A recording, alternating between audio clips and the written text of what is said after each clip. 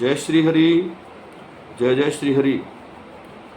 सज्जनों, अब की बार पुरुषोत्तम मास में 2 ज्येष्ठ मास चल रहे हैं।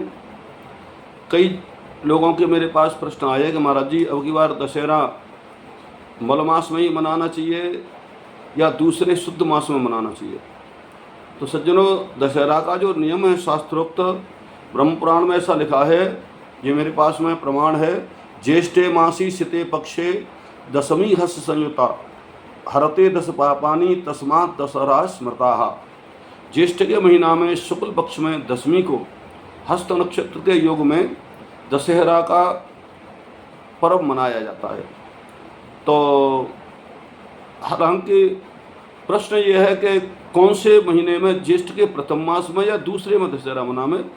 तो इन प्रश्नों के उत्तर के लिए हमारे यहाँ धर्मशास्त्रों का निर्णय है, और विशेषकर उसमें धर्म सिंधु है। धर्म सिंधु में ऐसा लिखा हुआ है, ज्येष्ठे मलमासे सती तत्रैव दशहरा कार्या नत शुद्धे।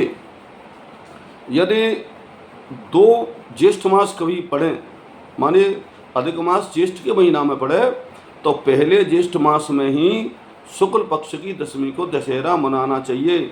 माने मल मास में ही, अधिक मास में ही दशहरा मनाना चाहिए।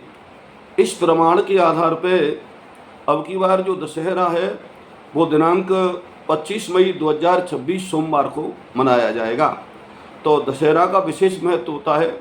दशहरा के दिन गंगा में स्नान करने का, गंगा का पूजन करने का, दान और पुण्य धर्म करने का अनंत गुना फल प्राप्त होता है। और दशहरा के साथ साथ में अब की बार में तो सज्जनों अधिक मास माने पुरुषोत्तम मास भी चल रहा है।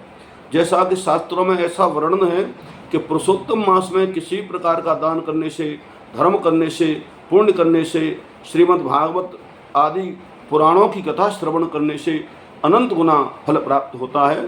तो अब की बार ये दशहरा भी है और पुरुषोत्तम मास भी चलता है। तो इस हिसाब से गंगा नदी के किनारे जा कर के 10 बार स्नान करें। उसके बाद गंगा मैया का पंचोपचार से, दशोपचार से, षोडशोपचार से पूजन करें और खूब दान पुण्य धर्म करें। इसका विशेष महत्व होता है। तो सज्जनों, दशहरा के विषय में मेरा यही उत्तर है। अब की बार 25 मई 2026 सोमवार को ही दशहरा मान्य होगा। आप इस बात का ध्यान रखें, उसी दिन ये सब कार्य करने हैं। जय श्री हरि, जय जय श्री हरि।